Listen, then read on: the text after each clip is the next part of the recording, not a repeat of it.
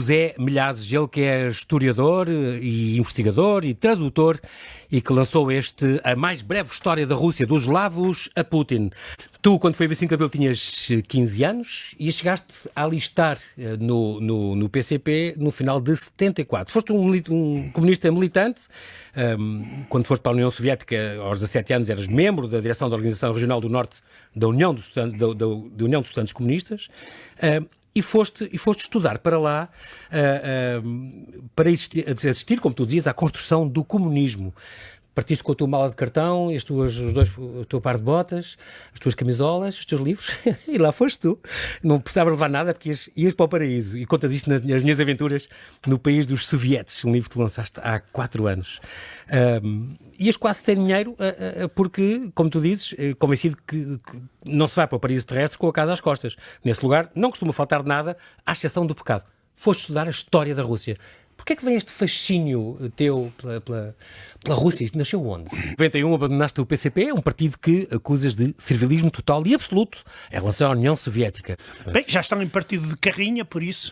Já cabem dentro de uma carrinha os deputados dele. Portugal é o único país da Europa que ainda tem um partido comunista. Exato, mas isso é um sinal do nosso atraso, do nosso atraso económico e social. Uhum. Porque num país, digamos, normal, eu estou a chamar país normal, por exemplo, a Espanha ou a França, eles já não existem. Mas também parece que cabe numa carrinha o número de deputados que tem. Em 2008 fizeste então o doutoramento na Faculdade de Letras do Porto e a tese era a influência das ideias liberais espanholas e portuguesas na Rússia. Foste, entretanto, condecorado, primeiro pela Estónia, em 2006, e depois, 7 anos depois cá, comendador da Ordem do Mérito da República Portuguesa.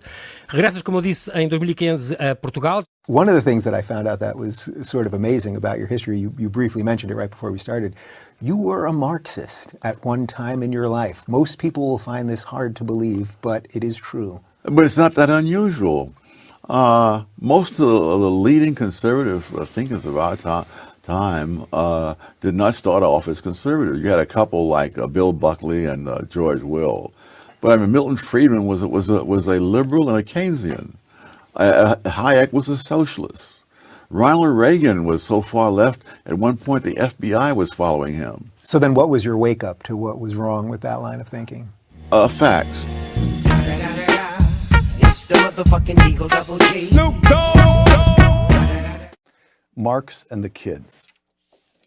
The most spectacularly successful political doctrine in the 20th century was Marxism, based on the implicit presumption that differences in wealth were due to capitalists growing rich by keeping the workers poor through exploitation. And what was wrong with that assumption? Well, it sounded good like so many others, but again, and you speak as a former Marxist. You were a yes, Marxist. Oh, yes. You considered yourself a Marxist for some years. Oh, during the McCarthy era, by the way. Tom Sowell always swimming against the stream. It simply was never put to any test. Now, the test I suggest is a simple one, but it is a test. And if it's true that the rich are rich because they're keeping the poor poor, then in a country with lots of billionaires, you should correspondingly have great amounts of poor people. But if you compare the actual data, there are more billionaires in the United States than in Africa and the Middle East put together. And yet the standard of living of the poor in the United States is higher than that of people in Africa and the Middle East. So by that simple standard, it just doesn't hold up. There are problems with the theory. A recent YouGov survey, the proportion of baby boomers, that's my group, who hold favorable views of communism is just 4%. The proportion of millennials, that's my kids and your grandkids, who hold favorable views of communism is 19%. Yes. Roughly 1 in 5 young Americans now holds a favorable view of communism. What do you do with that datum? Well, I think I get very pessimistic. More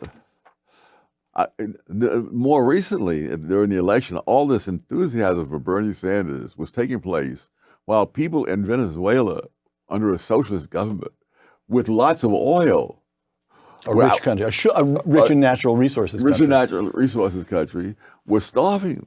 They were breaking into grocery stores to get desperate to get food. They're going into other countries to try to find something to eat. And the two things never came together. I mean, they saw socialism as an idea. Socialism has always been a wonderful sounding idea. It's only when you put it into practice that you discover that there are real problems.